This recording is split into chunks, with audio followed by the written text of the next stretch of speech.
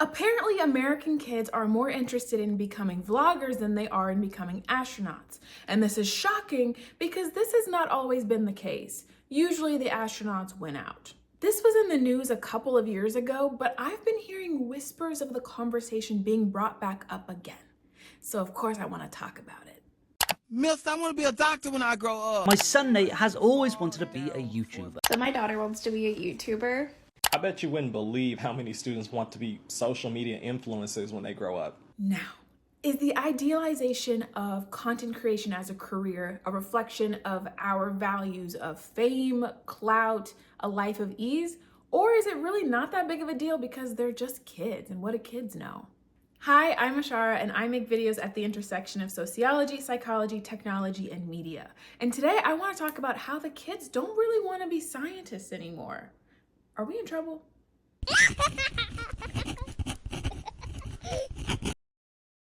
In 2009, LEGO surveyed 3,000 children from the United States, the United Kingdom, and China between the ages of 8 to 12. And they asked them, what do you want to be when you grow up?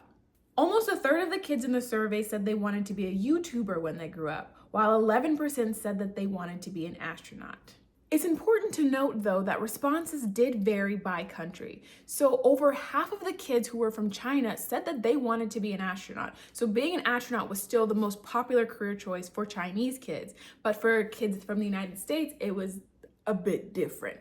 The opposite occurred. The most popular choice was to be a YouTuber or a vlogger, while only 10% of kids surveyed said that they wanted to be an astronaut. This survey sparked a lot of conversation, mostly asking, why don't kids seem to have an interest in science anymore? Why does this seem to be a Westerner thing? And is it a bad thing? Because this was a really big departure from the attitudes of 1969 when the United States of America put the first man on the moon ever.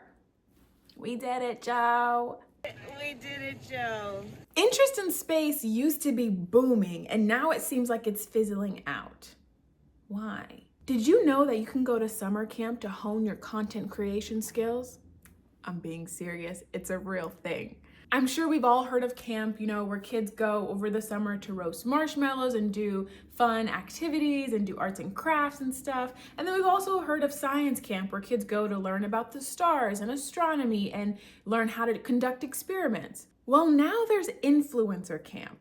Well, actually the name is called creator camp, so it's creator camp. Kids go to learn about filmmaking, content creation specifically for YouTube, YouTube gaming, special effects, and more. It's a thing. Why? Because there was demand in the market. Kids want to learn how to be content creators, and so the business was born. But how did we get here? Well, I have a couple of theories.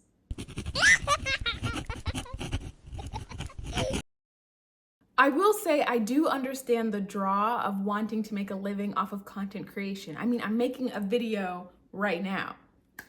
I don't have any money yet, girl, but I can hope, I can dream, soon. Now, there are a couple obvious reasons that I can see persuading the minds of children. The first being turning your passion into money. It's kind of aspirational. They say, love what you do and you never have to work a day in your life. Now, I don't know who they are because work will always be work, but I do understand the sentiment. It is aspirational to turn your hobbies into what you do to make a living. And we've seen so many examples of this from our favorite content creators. Like, let's take a look at Bretman Rock, for example. He has built an entire empire off of his personality, his makeup skills, and his style expertise. He's 26 now and he has over 19 million followers on Instagram alone. He's a big deal. I was introduced to him through Vine, where he was really funny, and then he got popular. He started making YouTube videos about makeup. He was a makeup guru, and now he's just kind of like lifestyle personality guy. He's had so many huge opportunities. He's been on the cover of Vogue Philippines. He's been on the cover of Allure. He's partnered with huge brands like Nike and even Paris Hilton. Like, he is huge. And he became successful from doing the thing he was passionate about. We live in a capitalistic society. We live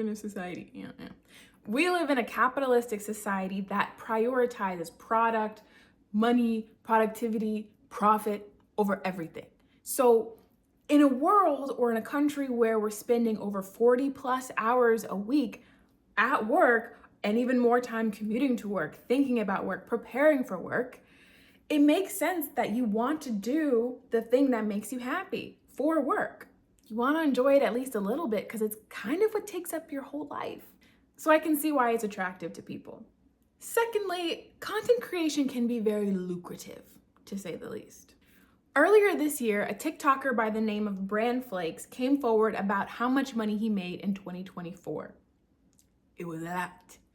He claims he made over $768,000 in that 1 year alone, just from content creation. How did he do it? He said it was through brand deals, affiliate links, creator funds, all of these things that are related to social media. Clips of his interview discussing his salary or how much he made went viral for good and bad reasons. For one, people were really happy to see someone finally being transparent about how much money is possible to make in this space, which doesn't really happen a lot. However, there was pushback from other creators, specifically racial minorities, who claim that they have much bigger pages or following or more engagement than him, but they aren't seeing even half of the money he makes. And they claim that this is because of racial bias, which happens a lot in the entertainment industry. I am not surprised. He can make that having 1 million followers. Talk about A it. black creator got to have 10 million followers just to make the same amount. Thank you. Tag me in, friend, because as a black creator who has 10 million plus followers, I didn't make that. But I digress. I'm getting off topic. My point is, Brand Flakes makes a lot of money just from posting online. And he's not the only one. He's just one of many. He's just the person off the top of my head. There are so many creators that make their living solely on content. And they make a lot and they live luxuriously. Don't act like we don't care about luxury, y'all. This country loves rich people. We seem to be obsessed with all things designer and exclusivity and money. It's everywhere. It's in our music, it's in our TV shows, it's in the content that we consume online. So of course, being able to make a lot of money is what people value in a career, especially kids who see people online flexing their new Bugattis and new, what is the watch? What is that watch? Rolexes. That's how you know I'm not even close to being rich. I couldn't even think of it. And this is only his 4th year being a content creator. So to make over $700,000 in your 4th year is very impressive, considering people working a regular 9 to 5 in their 4th year will make a promotion that barely keeps up with inflation. Speaking of, let's talk about the job market. If we take a look at the job market right now, it's kind of incinerating hopes and dreams. Like if I'm quiet enough, I'm sure I can hear the screams from LinkedIn. Ready? Let's be quiet. Shh, listen. See? Told you. Since we're talking about young people, children, I want to focus on the younger scale of the job market, specifically those who are just coming out of college. A college education is heavily suggested to students in high school who are deciding what comes after high school. And for those who go to college and graduate, the average amount of debt that they graduate with is around $38,000. And then the average salary from that first job that they make is a little over $64,000. So their salary isn't even double how much debt that they're in. And this isn't even including like the housing crisis, the cost of living crisis, the increasing cost of eggs. And then suddenly you need a second job to make ends meet. So given the unemployment rate, yes, it's low, but it's not so much that you can't get a job. It's more so that the job you get won't pay you enough. And this even extends to people graduating from Ivy Leagues, like literal Ivy Leagues. All right, quick rant. This is going to be about the job market, so lock in. So I just graduated from Yale University, an Ivy League here in America, and I still don't have a job. This might be shocking to many, but the job market is just piped right now. Wait.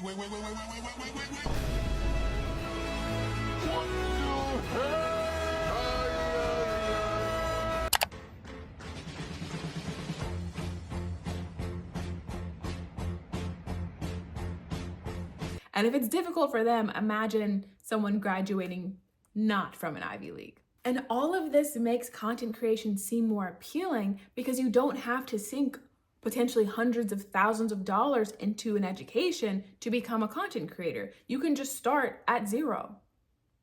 You don't have to go into debt to do it. The last reason I think kids are enticed by being content creators is because adults typically have a rather negative attitude when it comes to the 9 to 5. They make it seem abysmal. I just realized it doesn't matter how early I go to sleep. I just don't want to go to work. I could have gone to bed at 8 p.m., did yoga, drank tea, had my soul cleansed by a monk. It doesn't matter.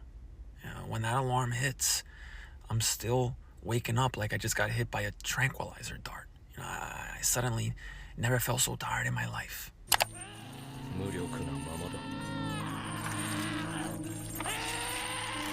The problem with 9 to 5 jobs isn't the job itself, it's everything that comes with it. You may only work 40 hours a week, but you sacrifice way more than that. First of all, half of your waking hours are either spent preparing to work or commuting to and from work. When it comes time to enjoy the other 4 hours you have every workday, you're kind of too tired to do anything that you really like to do, so you settle for something else, like sitting on the couch and watching Netflix.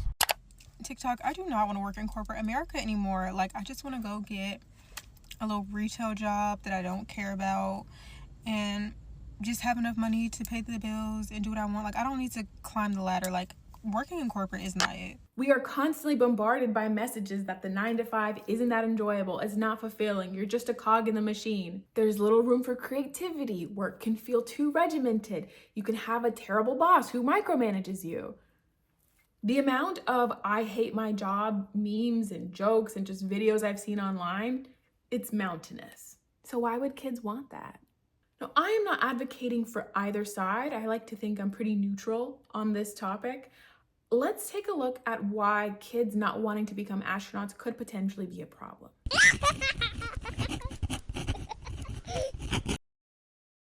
More than anything, it seems to be signaling a shift in values. Whereas we used to champion scholarship and education, it seems now we value more so clout and entertainment. And that could lead people to care about education less. What happens when you don't really care about education? Well, historically, as a society, we repeat the mistakes of the past. But on a person-to-person level, you're more likely to believe and fall into misinformation. I know anti-intellectualism is a bit of a buzzword right now, but I want to dive into exactly what it means. Oxford Languages describes an anti-intellectual as a person who scorns intellectuals and their views and methods. But what is an intellectual? Well, an intellectual is a person who engages in critical thinking, research, and reflection about the nature of reality, especially the nature of society, and propose solutions for its normative problems. So to be an anti-intellectual is to not think critically, not research, and instead scorn those who do. Our departure from a reverence for knowledge and expertise has coincided with the rapid growth of entertainment. People are less likely to read news from fact-checked sources and are more likely to get their news from TikToks. The average person isn't reading a scientific paper. Instead, they're watching a TikTok that summarizes the paper from someone who is very charismatic and really entertaining to watch. So suddenly, the person who is most entertaining has captured the attention of the masses, not the person who is the most informed. People used to sit for hours just listening to oral debates, and now it's like they have to watch 2 videos at the same time to keep their attention.